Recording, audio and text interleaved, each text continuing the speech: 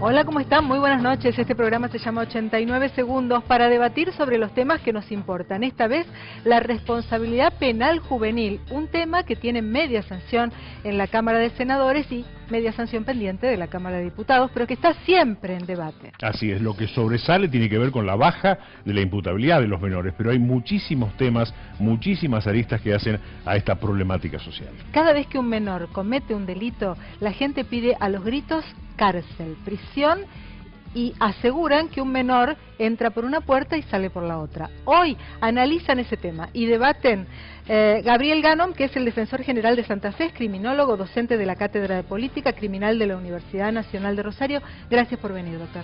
La doctora María del Carmen Musa, que es jueza de menores de Rosario, docente de Derecho de Familia de la Universidad Nacional de Rosario y de la Universidad Católica Argentina. El doctor Juan Lewis, que es subsecretario de Asuntos Penales de Santa Fe. Nicolás Mayoraz, abogado profesor de Derecho Constitucional, también de la Universidad Nacional de Rosario.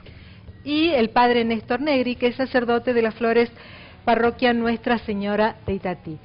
Muy cerca también, trabajando todos los días, muy cerca de los menores de un espacio de la ciudad con muchísimas carencias, que lamentablemente muchas veces es asociado a la violencia y a la delincuencia. Por eso el padre Negri está acá también para dar su opinión sobre este tema. Vamos a presentar el informe de hoy de esta manera. Siempre que los menores participan de un crimen que sale en las primeras planas, el debate se reactiva. ¿Debe bajarse la edad de imputabilidad? ¿A partir de qué edad y por qué motivos debería encarcelarse a un menor? La verdad que no estaría mal. Habría que hacer como en Estados Unidos, viste, que cuando son chiquitos los encierran enseguida. Esto es un desastre, acá no se puede más. La cuestión tiene media sanción del Senado y está pendiente para ser debatido en diputados. Si bien la presidenta dijo que no era ilógico hacerlo y el gobernador de Buenos Aires, Daniel Scioli, como gran parte de la sociedad, pidió que se baje la edad, un gran arco del oficialismo y la oposición expresa que no está de acuerdo con la medida. El pibe chorro, digamos, como lo que está pasando en 11, una cosa así. El chico de clase media que delinque, que tiene otra dinámica, y el chico que es utilizado por el crimen organizado como último eslabón de una cadena del crimen. Opinan que bajar la imputabilidad solo estigmatiza y excluye a quienes en su gran mayoría ya están marginados por su pobreza. Otros no dudan, sostienen que el tema no es social sino jurídico, y que un chico de 14 y hasta de 12 años ya tiene madurez sobre sus actos criminales y debe ir a la cárcel tras un delito gravísimo. El padre tiene que volver a ser padre y la madre tiene que volver a ser madre. No puede ser amigo del hijo. Y yo digo que la primera base es la escuela. La escuela hay que volverle a dar la autoridad a la maestra para que fije el límite. Nuevamente la autoridad para que amoneste. Nuevamente la autoridad para que se respete. Tiene que volver el guardapolvo blanco a la escuela con ese respeto. Y otros tantos piden reformular la medida y crear un nuevo régimen penal juvenil distinto al actual. Construir un régimen penal juvenil que tuviera características muy especiales. Es decir, un régimen penal porque los menores tienen que poder tener el acceso a un proceso judicial donde se garantice su derecho de defensa, en donde haya abogados defensores, en donde se pueda conocer la verdad en el marco de un proceso judicial. El tema es polémico y sigue abierto. ¿Se puede apostar a una ley más justa con los menores? ¿El Estado debe trabajar más con las carencias de niños y adolescentes? ¿Debe dar más castigo y encierro a los menores que cometen delitos dolosos? ¿O debe invertir en una estructura seria que apunte a rehabilitarlos? Bueno, están planteadas varias alternativas. Doctor Ganón, ¿cómo hace el Estado a manejarse entre estos límites, ¿no? En atender el problema del chico con conflicto con la ley penal y también a la vez un Estado que debe creer en su futuro, que debe creer que puede recuperar a un chico con estos problemas?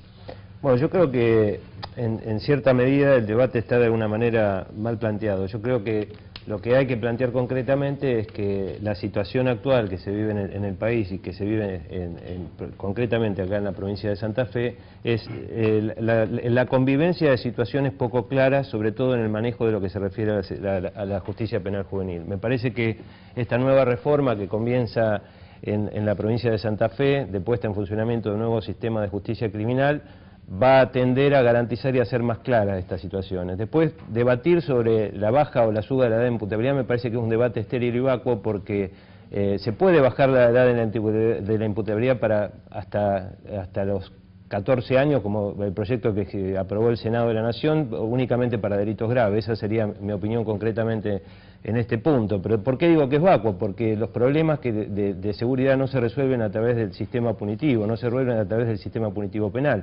Si uno tiene en consideración dos cosas que creo que hay que analizar en este fenómeno y que no aparecen en el informe que acabamos de ver.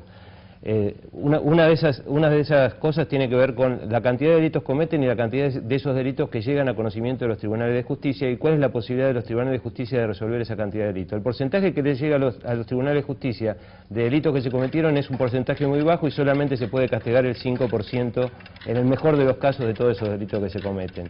Ahora, lo que sí hay que pensar es reformar concretamente el sistema ambiguo que existe hoy en la provincia de Santa Fe. Le comentamos, doctor Ganón, que el programa se estructura con ejes de debate, por lo tanto, esos datos que usted dice están presentes en un informe que después vamos a analizar, también donde se habla de las cifras de la delincuencia juvenil, pero podemos adelantar que solamente el 1% de los jóvenes que están en riesgo social en la Argentina, de los chicos y adolescentes, que son 6 millones en el país que están por debajo de la línea de pobreza, solamente el 1%. La creencia popular es otra, Es otra, absolutamente, pero adelantamos esta cifra que después vamos a desgranar. Doctora Musa, ¿qué herramientas tienen los jueces de menores para adjudicar responsabilidad cuando el delito es cometido por un menor de 18 años? Nosotros tenemos una ley nacional que reestatuye el régimen de responsabilidad penal juvenil, que es una ley que no da para más y que queremos que se reforme. No da para más porque, no por el tema de la edad, sino porque la ley contempla la sanción penal recién después que el chico cumplió 18 años. Y es mucho el tiempo que pasa entre la acción que a ese chico se le imputa y los 18 años para poder empezar a cumplir una pena, si eventualmente hubiese que aplicarle pena. Lo que pasa es que el régimen penal minoril no puede ser el mismo régimen penal que el de adultos. Es decir, nosotros tenemos una premisa que nos lo marca la Constitución Nacional a través de los tratados internacionales, concretamente la Convención de los Derechos del Niño.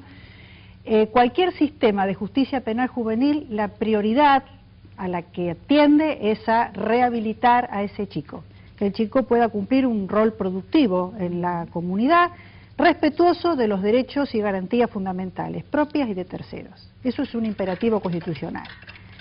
Y bajen la edad o no la bajen, esa va a ser siempre nuestra prioridad.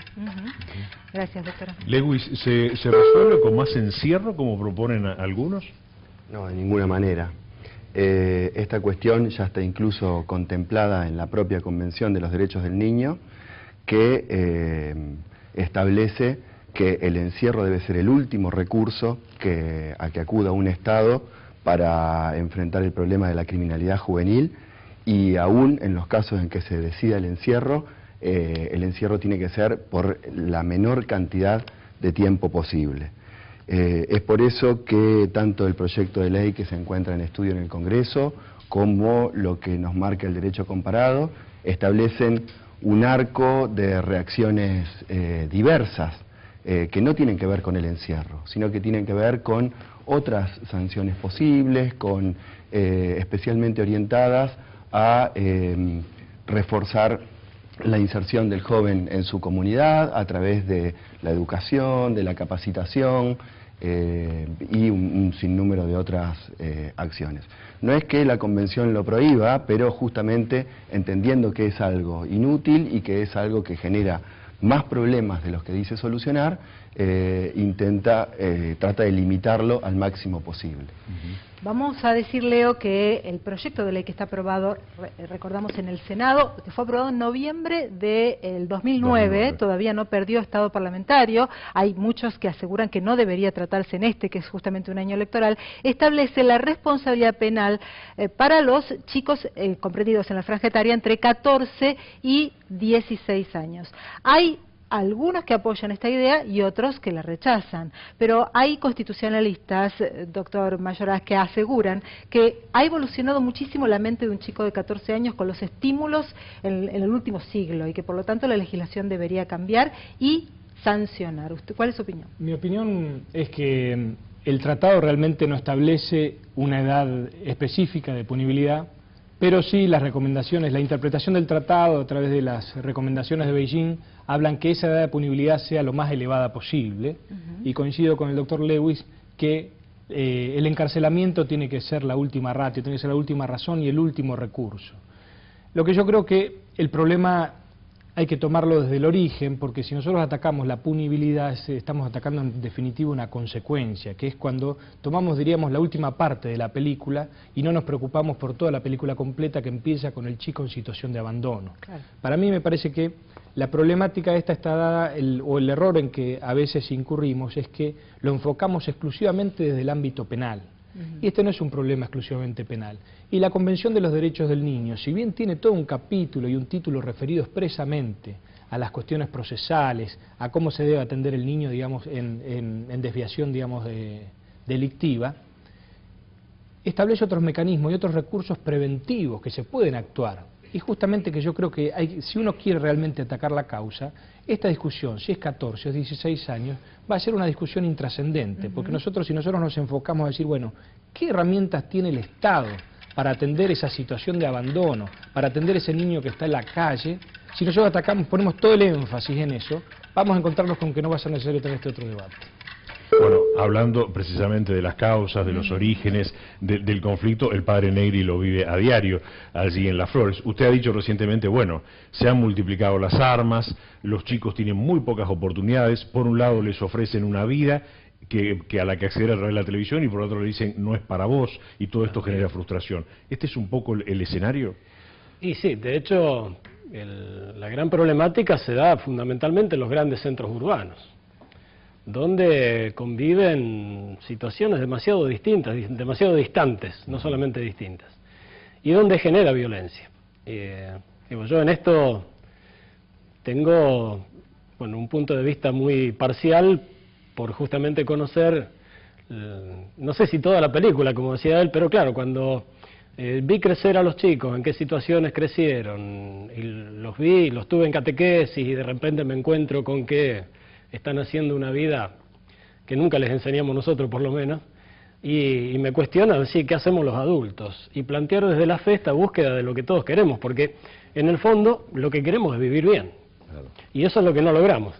Y bueno, desde la fe se puede hacer una propuesta sin medir tanto por los resultados, y en la legislación, bueno, me declaro ignorante del tema porque esa leyenda de que los curas sabemos de todo, que sabemos derecho, medicina, de todas las... No, eso era en otro tiempo cuando el acceso al estudio era muy limitado.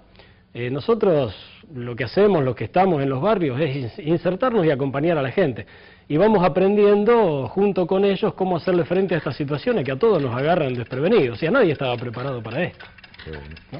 Tampoco el Estado. Sin duda. Justamente la doctora Musa hacía referencia a que hay que cambiar el sistema vigente. Eso está claro. ¿Qué establece justamente el sistema vigente? Ese es el eje de análisis y debate en el próximo bloque. Pausa.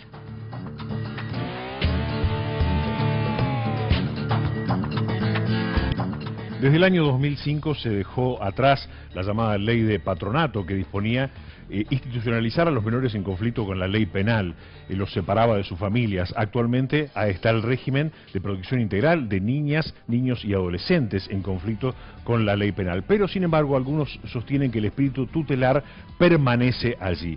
¿Es la solución mayor encierro para los menores? El informe.